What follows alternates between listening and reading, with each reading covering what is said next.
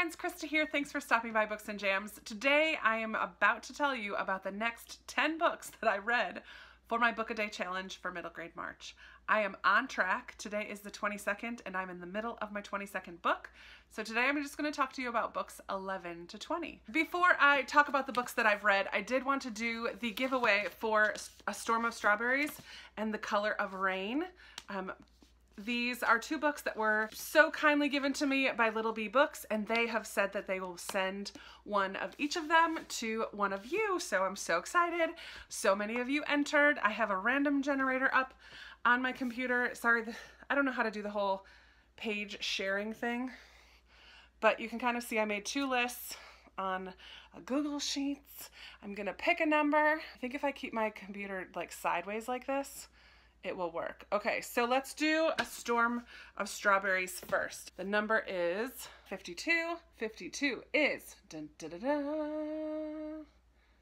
Lori McIntyre is number 52. You have won A Storm of Strawberries. I will reach out to you to try to get your contact information so I can send that on to Little Bee Books and they will send you the book. And now for The Colors of the Rain. Number 18. Number 18 is, Baby Kai, you have, whoa, I almost hit myself in the face. Baby Kai, you have won The Colors of the Rain by R.J. Tolson. I will be reaching out to you, Lori and Baby Kai, to get your contact information so that you can get your books. I'm so excited. Thank you all for entering. I hope that you check out those books, even if you didn't win. They both are out this month in March, so ask your local libraries to get them. Once again, they are A Storm of Strawberries by Joe Cotterill and The Colors of the Rain by R.J. Tolson. R.L. Tolson. All right, now on to the 10 books that I read for the second 10 days, the second third of March.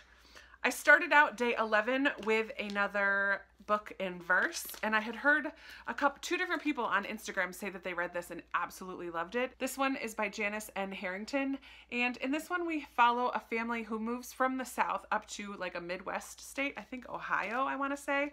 And this young girl is quite a storyteller, quite a big talker, has a really close relationship with her grandfather.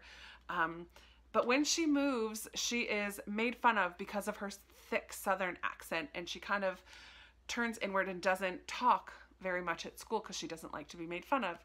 There's a lot of fish imagery in this, and the thing that was very fun, this would be a great teaching tool for middle graders because there are so many different types of poems in here, and at the back there's a poetry glossary which kind of explains all of the different poems, and it was very clear and obvious what kind of poem each one was.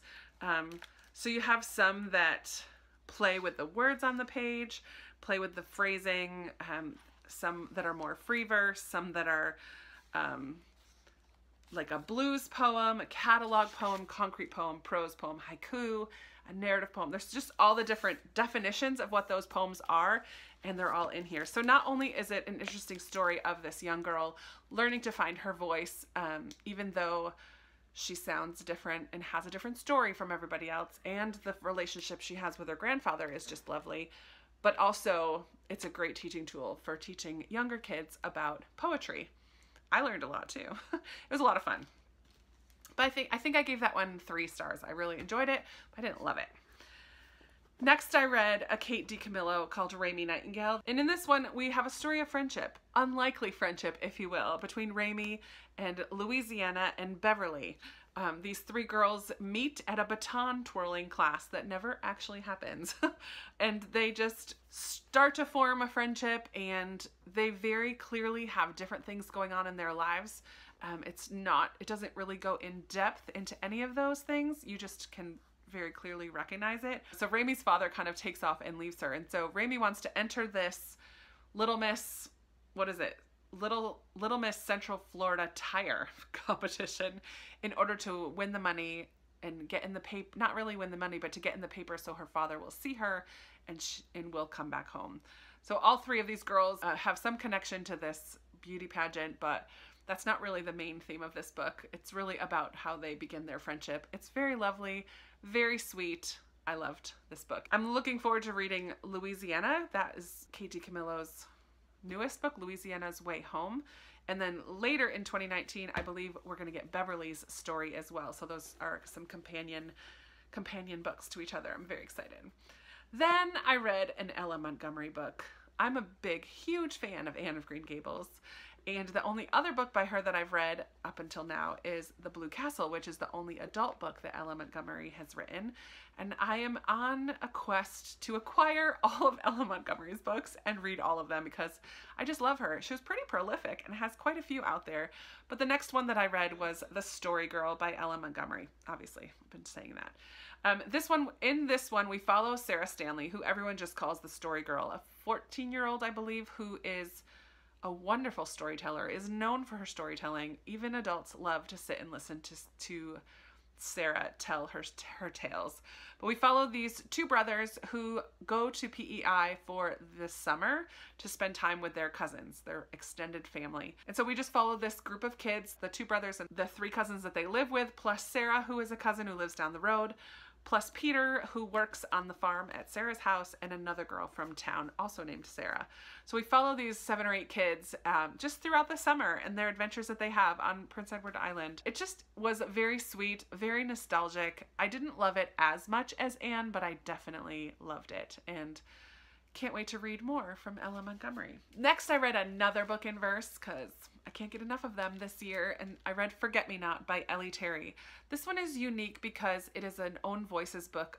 Ellie Terry has Tourette's syndrome, and the main character in this book also has Tourette's, and we kind of learn what that's like and how that affects this young girl in school.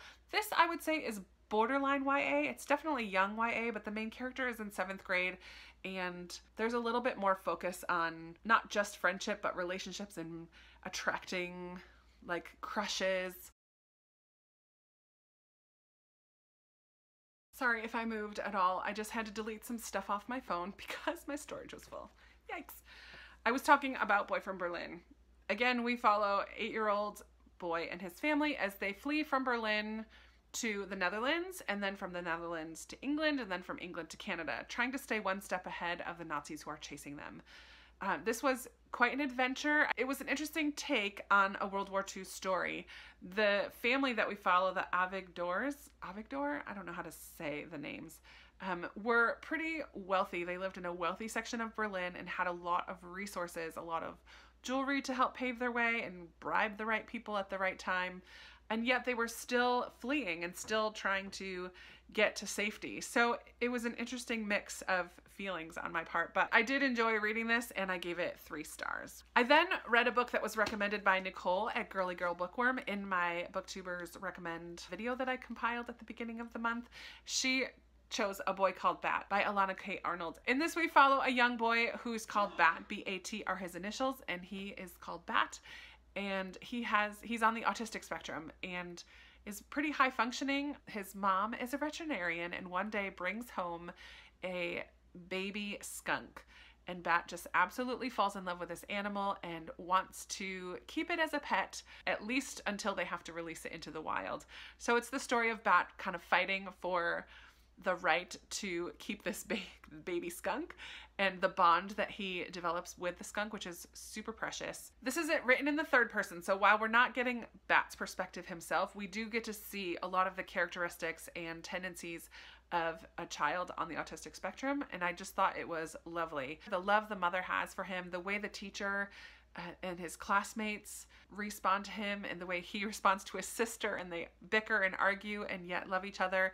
I just found this to be a lovely, quick little read, and one that I'm glad that kids that are in middle grade have to learn about kids that they might have in their classes or see in their schools, and just to learn about kids that might be different from them. I just think this is fantastic. It was lovely. Then I read what might be my favorite book of the month so far. I'm so glad I read it. Pages & Co., Tilly and the Book Wanderers by Anna James. I'm really excited. Anna James is actually a booktuber, and I didn't know that. I will link her channel, A Case for Books, down below in case you're interested in following her. This is a lovely story of Tilly, who lives with her grandparents who own and run a bookstore called Pages & Co.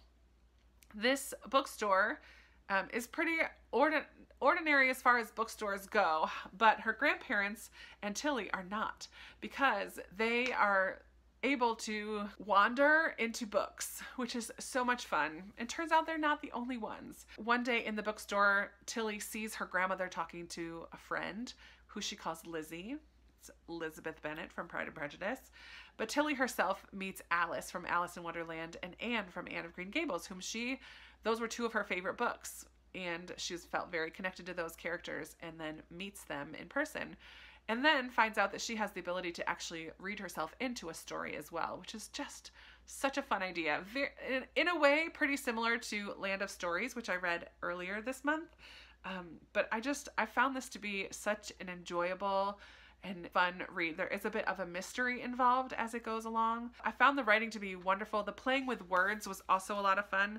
Every once in a while, let me see if I can find an example. Here's a little example. I'm not sure if you could see it, but even the words on the page kind of express what's going on a little bit. And I liked that playfulness. This is definitely there's another shouting section right there. It's definitely a very playful and fun book with a little bit of mystery and a lot of wonder. Absolutely loved it. And I believe it's going to be a series, so that should be pretty fun. Then I read a book that I thought I had read when I was a kid, and I may have, but I just didn't remember. So I went and read the first Boxcar Children book by Gertrude Chandler Warner. This is definitely for a younger reader. I would say it's almost transitional. So where Forget Me Not is kind of transitional into the YA side, this is transitional into middle grade. So it's a chapter book, but it's still very simple. But it's very compelling as well about this family of 4 children who are orphaned, and they have to go live with their grandfather, but they're very afraid of their grandfather, and they think that he's going to be very stuffy and strict, and so they don't want to do that, so they kind of take off, and they find this boxcar, and they set up house in this boxcar in the middle of the woods. They find dishes in a junkyard and build a little fire pit and cook and go hunting, and the oldest goes into town to find work so that he can buy food for them. It's just a fun adventure, but it's also very, very simply written. And I think Gertrude Warner, that was her goal in beginning this series, was to write books that were easy to read, but also compelling for young kids. So I think she succeeded. And I believe she wrote the first 16 or 30 or something. There's a little article in the back. Gertrude Warner wrote the first 19 of these. Other people have taken up the mantle and continued on the story of these 4 siblings. Yeah, each one has a little bit of a mystery in it, and it just was a lot of fun. I'm glad that I read that one. And then just yesterday, I finished The Boy Who Harnessed the Wind by William Kamkwamba and Brian Mueller. This is a nonfiction. It's a memoir of this young lad who grew up in Malawi, Africa. In the beginning section, we learn about this boy and his family and a famine that hit Malawi. But even before the famine, he's very good at describing what life is like for kids in Malawi, in his village, what they used for a soccer ball and what they used for toys and what they did at school, what school was like, what family life is like, what their chores were like. And I thought that was a really great, especially for a children's book, to get a really in-depth picture or overview of what life is like for kids and see how kids are the same in a lot of ways, even if they don't all have the same things. I thought that was really interesting. But then a famine hits Malawi as a whole. The whole country is just ravaged for a year. People die. Starvation is a major issue. Poverty. They have nothing. It's just really, really awful. A lot of illness that came out of it because their crops were destroyed through a flood and then a drought. And then we mainly follow this story of William, who is unable to continue into secondary education because his family cannot pay the fees. So he has to drop out of school. During the famine, in order to keep his mind occupied, he goes to the next village where there is a library and just wants to keep up with the rest of his classmates in hopes that someday he'll be able to return to school. But while in the library, he finds a couple science books and physics books that really, really interest him. He already was a tinkerer. Him and his friends learned how to take apart radios and put them back together and fix them and learned how things work. He always wanted to know how things work. Anyways, he builds a windmill and brings electricity to his home and eventually to the village. which is just incredible. And it's his story from there and building this windmill, where that took him and the doors that opened for him along the way, and how his desire, even though now he has graduated from Dartmouth in New Hampshire, his desire is to still go back and increase the way of life for the people in his village and in his country, which I love. He didn't just forget about them and move on with his life. He wants to make life easier and better and more productive for those that he loves, that are dear to his heart. I just thought this was really great. There were some things that went over my head. I do not have a scientific mind, but I think for kids who do, this is fantastic, because we learn how batteries and currents and voltage and all of those things, how they all work together, and it's all very well explained. I feel like I was getting it as he was explaining it, but also I know that a lot of it went over my head. There you go. This is quite long. That is the next 10 books that I read. I am still on track for a book a day, which I'm thrilled about. I would love to hear from you. How is your Middlemarch? Ha! Totally different thing. I would love to hear from you down in the comments. Have you read any of these books? Have you been reading other middle grade books that you're loving this month? Have you read just one? How did it go for you?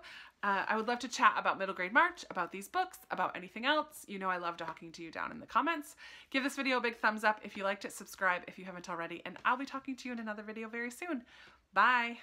Oh, and congrats to those winners. I'll be reaching out. Bye.